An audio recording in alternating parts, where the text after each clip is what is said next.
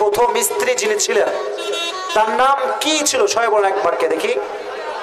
Khadija. Truck গেছে, আওয়াজ আমি শুনি নাই। নবীজির প্রথম স্ত্রীর নাম ছিল কি? রাদিয়াল্লাহু তাআলা আনহা। আচ্ছা বলেন তো, খাদিজা কি কুমারী ছিলেন না ডিভোর্সি ছিলেন? ডিভোর্সি ছিলেন। এটা কোনো ক্রিটিসাইজ করে বলছি না, জাস্ট হাদিসটা শেয়ার করব, তাই ভূমিকায় আছি।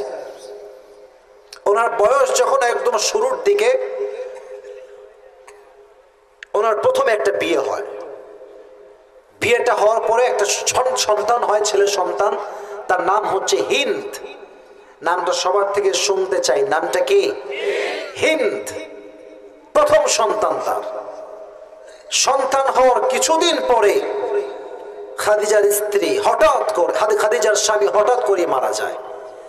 যার স্বামী মারা যায় যুবতী অবস্থায়, একমাত্র সেই মেয়ে বোঝে স্বামী হারাবার কষ্ট এবং যন্ত্রণা কাকে বলে। ঠিক কিনা বলে? অনেক মেয়েরা আজকের মাহফিল শুনতে আসছেন, মাথায় রাখবেন, যতদিন স্বামী আছে সমাজে আপনার মূল্যায়ন আছে। যেই দিন স্বামী মরে যাবে, ডিভোর্স হয়ে যাবে, তখন দেখবেন আপনার রক্তের আব্বাম্ম কিন্তু আপনার পর হয়ে যেতে পারে। ঠিক কিনা বলো যুবক ভাই? স্বামী হচ্ছে একজন মেয়ের সবচেয়ে কাছের দামি সম্পদ। প্রথম স্বামী মরে গেছে, তার আব্বা ছিলেন বিশাল ধনাঢ্য মানুষ, কোটি কোটি টাকার মালিক ছিলেন তার আব্বা যান। সেকেন্ড টাইম তিনি আবার বিয়ে দিলেন, আরেকজন সন্তান হল। সন্তান হওয়ার পরে সেই স্বামীটা আবার মারা গেল।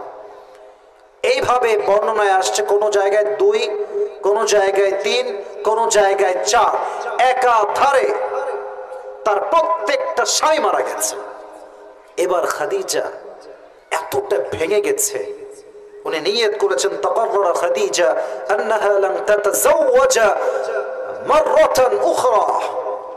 খাদিজা একদম দৃঢ় প্রতিজ্ঞা করেছে, আমি আমার জীবনে I will never ever get married again. এটাই আমার শেষ বিয়ে, আমি জীবনে আর কখনো বিয়ে করব না। কিন্তু তিনি ভেঙে গেলে কি হবে? তিনি ধৈর্য হারান নাই, এই নিয়ত করেছেন। ইস, দেখেন ধৈর্যর কত বড় লেভেল। স্বামী তো সব শেষ, সন্তানগুলো বাকি আছে। মাত্র স্বামী বিদায়ের কয়েকদিন পরে খাদিজার মাথার সবচেয়ে বড় তাজ ছায়া, তার আব্বাও মরে গেল। একজন মেয়ের স্বামী নাই, বাবা নাই, বোন নাই, মা নাই। আচ্ছা বলেন তো, তার জীবনে আপন বলতে কি দুনিয়াতে আর কেউ আছে? বুঝি নাই তো, হাদিসগুলো বুঝতে হবে। আর কেউ কি আছে? বলেন বলেন। আর কেউ নাই। এই তো শুরু হলো সবরের ধাপ। কোটি টাকার বিজনেস, হাজার হাজার কোটি টাকার ব্যবসা কে সামলাবে? খাদিজা একাই তার বাবার হাজার কোটি টাকার সম্পত্তি সবরের সাথে মৃত্যুর শেষ নিঃশ্বাস পর্যন্ত একাই সামলেছেন। সুবহানাল্লাহ পড়বেন না আপনারা সবাই? এবার একদিন খাদিজা রাদিয়াল্লাহু তাআলা আনহা ঘুমিয়ে আছেন।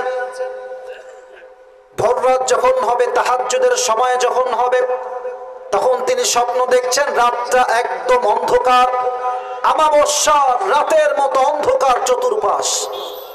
হঠাৎ করে তিনি আকাশের দিকে তাকিয়েছেন, দেখছেন একটা চাঁদ আকাশে আছে। যখন তিনি চাঁদের দিকে তাকিয়েছেন, চাঁদটা সাথে সাথে তাকানোর সাথে সাথে আকাশ থেকে নিচের দিকে নামা শুরু করেছে। আর যখন নিচের দিকে নেমে এসেছে, খাদিজার বুক বরাবর, একদম বুক বরাবর কাছাকাছি চলে আসছে। আর চাঁদের এত আলো ছিল, চাঁদের আলোতে পুরো আমাবস্যার অন্ধকার রাতের মতো রাত, চাঁদের আলোতে পুরো জায়গাটা আলোকিত হয়ে গিয়েছে। সুবহানাল্লাহ পড়বেন না আপনারা? তিনি ভাবলেন যে স্বপ্নের ব্যাখ্যা কি? কাঁপ দিয়ে উঠেছে, লাফ দিয়ে উঠেছে, কি হইল এটা, কি দেখলাম? খুব দ্রুত তিনি এবার তার চাচা, তার নাম হচ্ছে ওয়ারাকা বিন নাফেল, দৌড়ে গিয়েছে। চাচা যান, রাতে আমি একটা ভয়ঙ্কর স্বপ্ন দেখেছি, আমাকে ব্যাখ্যা বলেন, কি ব্যাখ্যা হবে? কি স্বপ্ন বলো আমাকে, বলো বলো। বলছে আমি দেখলাম চাঁদের একটা টুকরা আমার দিকে দৌড়ে আসছে, আর চাঁদে এতটা আলো, পুরো জগৎটা তার আলোতে আলোকিত হয়ে গিয়েছে। ব্যাখ্যা কি হবে?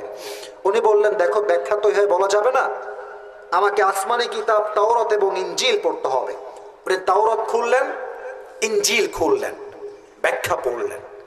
ব্যাখ্যা পড়ে বলছেন, Khadija, good news, good news, সুসংবাদ, বড়ই সুসংবাদ। কি সুসংবাদ বলেন? বলছে, আমি তাওরাত এবং ইনজিল পড়ে বুঝতে পেরেছি শেষ নবী তোমার স্বামী হিসেবে কবুল হতে চলেছে। এবার খাদিজার খুশি আর কে আটকায়? এবার তাকে আর কে ধরে? অপেক্ষা, কবে আসবে সেই স্বপ্নের পুরুষ?